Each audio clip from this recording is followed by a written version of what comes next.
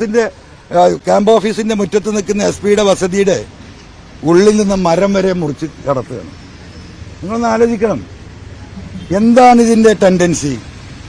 ഈ കോടികൾ മുഴുവൻ ഉണ്ടാക്കിയവര് ഈ പറയുന്ന സ്വർണ്ണക്കള്ളക്കടത്തുമായി ബന്ധപ്പെട്ട കോടാനുകോടികളെ കണക്ക് ഞാൻ അവതരിപ്പിച്ച ഇപ്പൊ ഈ പറയുന്ന കോറികളിൽ നിന്നുള്ള മാസപ്പടി പിരിവ് ഒരു മാസത്തിൽ കോടാനുകോടി റുപ്യ ADGP-ക്കും ഈ പറയുന്ന അജിത് കുമാറിനും അതുമായി ബന്ധപ്പെട്ട പോലീസുകാർക്കും കിട്ടുമ്പോൾ ഒരു 10,000-20,000 രൂപയുടെ ഒരു മരക്കഷ്ണം അതുകൂടി മുറിച്ച് കടത്തണമെങ്കിൽ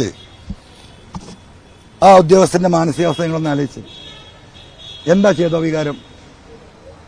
അപ്പൊ അത് ടെൻഡൻസിയാണ്, രക്തത്തിൽ ചേർന്ന ടെൻഡൻസി, കളവിന്റെ.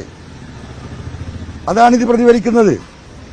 എത്ര വലിയ പൈസക്കാരനായാലും അവന് കളവിന്റെ ടെൻഡൻസി മുമ്പുണ്ടായിരുന്നെങ്കിൽ ഒരു ഓഫീസിൽ ഒരു ടേബിളിൽ കയറിയാൽ ആ മേശപ്പുറത്ത് നല്ലൊരു പേന ഉണ്ടെങ്കിൽ അതെടുത്ത് പോക്കറ്റിലിടും. എത്ര കോടീശ്വരനായിട്ടും കാര്യമില്ല. കാരണം എന്താ? അവന്റെ ബ്ലഡിൽ അതുണ്ട്. അതാണ് SP ഓഫീസിലെ മരം മുറിച്ചു കടത്തിയതുമായി ബന്ധപ്പെട്ട് നമ്മൾ കൂട്ടി വായിക്കേണ്ടതുണ്ട്.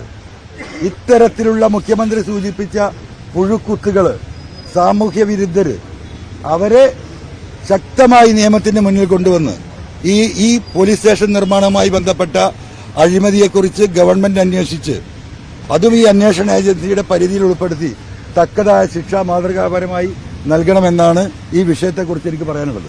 ഈ സംഭവത്തിലടക്കം ADGP അജിത് കുമാർ ആരോപണം നേരിടുന്നുണ്ട്. അദ്ദേഹം ഇപ്പോൾ അവധിയിൽ പോയിട്ടുണ്ട്. അദ്ദേഹത്തിന്റെ ഒരു സസ്പെൻഷൻ നിങ്ങൾ പ്രതീക്ഷിക്കുന്നുണ്ടോ?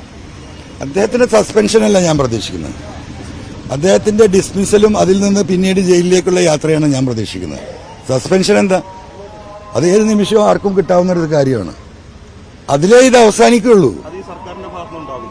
എന്ത് സംശയം? എന്താ നിങ്ങൾക്ക് ഇപ്പോഴും സംശയം? ഈ സർക്കാർ നടപടിയെടുക്കുന്നു എന്നതിന്റെ ഏറ്റവും വലിയ തെളിവല്ലേ സുജിത് ദാസുമായി ബന്ധപ്പെട്ട് സസ്പെൻഷൻ ഉണ്ടായത്? ഞാൻ ഇന്ന് മാമി കേസുമായി ബന്ധപ്പെട്ട് അവിടെ പോയപ്പോ അവര് പ്രതീക്ഷയിലാണ്. അവിടെ സ്റ്റേറ്റ് ക്രൈംബ്രാഞ്ചിന്റെ ഒരു പ്രത്യേക അന്വേഷണ സംഘം ഉണ്ടാക്കി IG-യുടെ കോഴിക്കോട് ക്രൈംബ്രാഞ്ച് IG-യുടെ നേതൃത്വത്തിൽ അന്വേഷണത്തിന്റെ പ്രഥമഘട്ടത്തിലേക്ക് കടക്കുകയാണ്. അങ്ങനെ ഓരോന്നും ഇവിടെ നടന്നുകൊണ്ടിരിക്കുന്നു. ബഹുമാനപ്പെട്ട IG ഇന്നലെ 9 മണിക്കൂറോളം എന്റെ സ്റ്റേറ്റ്മെന്റ് എടുത്ത് അദ്ദേഹം സ്വന്തം അദ്ദേഹത്തിന്റെ കൈപ്പടയിൽ ഇരുന്നാണ് ഈ സ്റ്റേറ്റ്മെന്റ് മുഴുവൻ എഴുതിയെടുത്തത്. ഇതൊന്നും കേരളത്തിന്റെ പോലീസ് ചരിത്രത്തിൽ ഉണ്ടാകാത്ത കാര്യങ്ങളാണ്. 1 മണിക്കൂറോ 10 മിനിറ്റോ അല്ല, 9ഓളം മണിക്കൂറുകള്. അപ്പോ വളരെ സീരിയസ് ആയിട്ട് ഗവൺമെന്റും മുഖ്യമന്ത്രിയും ഈ വിഷയത്തെ കൈകാര്യം ചെയ്തുകൊണ്ടിരിക്കുകയാണ്. അതിൽ ഈ പറയുന്ന വിഷയങ്ങളൊക്കെ കടന്നു വരിക തന്നെ ചെയ്യും. ഉപ്പ് തിന്നവൻ വെള്ളം കുടിച്ചിരിക്കും. കുടിക്കുക മാത്രമല്ല, അവനത് ഛർദ്ദിക്കും ചെയ്യും. യാതൊരു തർക്കവും നിങ്ങൾ കരുതണ്ട. അല്ല, ഇപ്പൊ ഒരു വിജിലൻസ് ഇപ്പൊ വേണ്ട. ഈ സ്പെഷ്യൽ ഇൻവെസ്റ്റിഗേഷൻ ടീം തന്നെ ഇത് പരിശോധിക്കട്ടെ. അതിന് ശേഷിയുള്ളവരാണല്ലോ ഇപ്പൊ പരിശോധിക്കുന്നത്. അത് അതിന്റെ പ്രോസസ്സിലാണ്. കിട്ടിയ വിവരം അറിയിക്കുക. അല്ല, ഗണ്ണില്ലാതെ ഈ ഗണ്ണുകളായിട്ട് മുട്ടാൻ പറ്റില്ലല്ലോ, അറിയാലോ. ഒരുപാട് ആരോപണങ്ങൾ വന്നപ്പോഴേ പിന്തുണ കൂടി വരുന്നുണ്ടല്ലോ. അപ്പൊ ഇനി ഗണ്ണ് ആവശ്യം വരും? അല്ല, പിന്തുണയുടെ വിഷയമല്ല. ഞാൻ ഗണ്ണ് വാങ്ങുന്നതിന്റെ കാര്യം ചോദിച്ചു. പേടിച്ചിട്ടാണ് നിങ്ങളെ കൂട്ടത്തിൽ ആരും ചോദിച്ചു? പേടിണ്ടെങ്കിൽ പണിക്കിറങ്ങൂലല്ലോ. നമ്മളെ ഞെക്കാൻ വരുന്നവന്റെ അടുത്ത് ഒരുത്തനെങ്കിലും തിരിച്ചു കൊടുക്കാമല്ലോ, അത്ര ഉദ്ദേശിച്ചിട്ടുള്ളൂ. പേടിക്കുകയാണെങ്കിൽ വീട്ടിലിരുന്നാ പറയും, പണിയൊക്കെ എടുക്കണോ?